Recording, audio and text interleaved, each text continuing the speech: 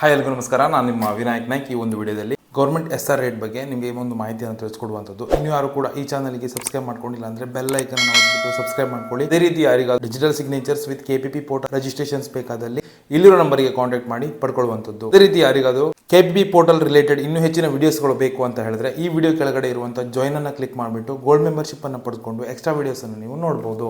ಇವತ್ತಿನ ಮಾಹಿತಿಯನ್ನ ಸ್ಟಾರ್ಟ್ ಮಾಡೋಣ. ನಿಮಗೆ ಮಾರ್ಚಲ್ಲಿ ಏನಾದರೂ ಆಸ್ಫಾಲ್ಟ್ ಬಿಟುಮಿನ್ ವರ್ಕ್ಗಳು ಅಗ್ರಿಮೆಂಟ್ ಆಗಿದ್ರೆ ಯುದ್ಧದ ಕಾರಣದಿಂದ ಬಿಟುಮಿನ್ ರೇಟ್ಗಳು ಜಾಸ್ತಿ ಆಗಿತ್ತು. ಬಟ್ ನಿಮಗೆ ಅಗ್ರಿಮೆಂಟ್ ಆಗುವಾಗ ಆಸ್ಫಾಲ್ಟ್ ರೇಟು ಕಡಿಮೆ ಇತ್ತು. ನೀವೇನ್ ಮಾಡಿದ್ರಿ, ಕಡಿಮೆ ರೇಟಿಗೆ ಅಗ್ರಿಮೆಂಟ್ ಅನ್ನ ಮಾಡ್ಕೊಂಡಿದ್ದು ಉಂಟು. ಈ ಕಾರಣಕ್ಕೆ ಗೌರ್ಮೆಂಟ್ ಇವಾಗ ಹೊಸ ನೋಟಿಫಿಕೇಶನ್ ಮಾಡಿದೆ. ಆ ನೋಟಿಫಿಕೇಶನ್ ಏನಿದೆ ಅಂತ ಹೇಳಿದ್ರೆ ಆಸ್ಫಾಲ್ಟ್ ರೇಟ್ಸ್ ಅನ್ನ ಜಾಸ್ತಿ ಮಾಡಿದೆ. ಯಾಕಂದ್ರೆ ಯುದ್ಧಕ್ಕಿಂತ ಮೊದಲು ಬಿಟುಮಿನ್ ರೇಟ್ ಕೆಜಿಗೆ 44 ರೂಪೀಸ್ ಟು 40 ರೂಪೀಸ್ ಇತ್ತು.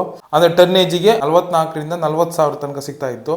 ಬಟ್ ಯುದ್ಧದ ಟೈಮ್ ಅಲ್ಲಿ ಅದು 82,000, 90,000, 92,000 ತನಕ ಅದು ರೀಚ್ ಆಗಿತ್ತು ಪರ್ ಟನ್ನಿಗೆ. ಈ ಕಾರಣಕ್ಕೆ ಬಿಟುಮಿನ್ ರೋಡ್ ಮಾಡೋರಿಗೆ ತುಂಬಾನೇ ತೊಂದರೆ ಆಗಿತ್ತು. ಯಾಕಂದ್ರೆ ರೇಟ್ ಆಲ್ಮೋಸ್ಟ್ ಡಬಲ್ ಆಗಿತ್ತು.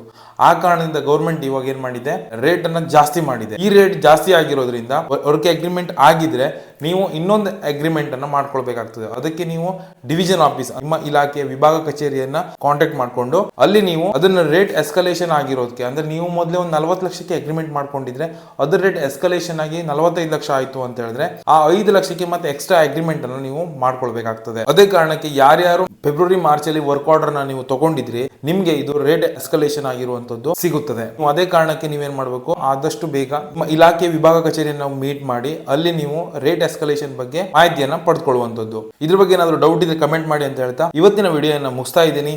Thank you.